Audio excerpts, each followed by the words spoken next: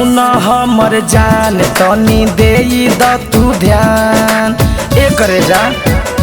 सुन हमर जान तनी देई द तू ध्यान। हमहू लगाइब तूहू लगई हो मिल के टाइम बतई हो। 4 बजे भोरे में ओई हम जनुआ होली मना के जई हो। अच्छा 4 बजे भोरे में ओई हम जनुआ होली मना के जई हो। अरे जरूर आई हो।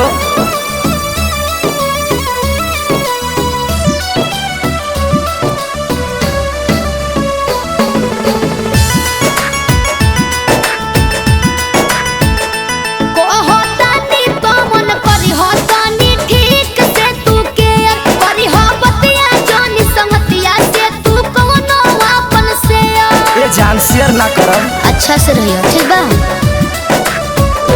बापोरो मिस पाका आई बतो से होली हम खेले केहू से ना बतई ह जान रही है अकेले। मिले के तूहू हमरा संगे फगुआ के मजा उठई हो। 4 बजे भोरे में ओई हम जनुआ होली मना के जई हो। अच्छा 4 बजे भोरे में ओई हम जनुआ होली मना के जई हो। जिया जिया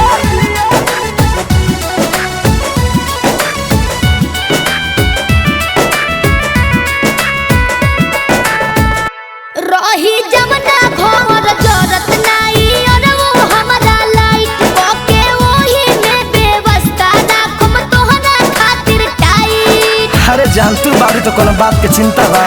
ठीक बानू हो त हमरा से नायब बारा दास करे। अच्छा। साचे कहतानी कर विश्वास करे जा। ना हो। देखी के हमर मोट पिचकारी जानी तू घबरई हो। 4 बजे भोरे में ओई हम जनुआ होली मना के जई हो। 4 बजे भोरे में ओई हम जनुआ होली मना के जई हो। हैप्पी होली जानू।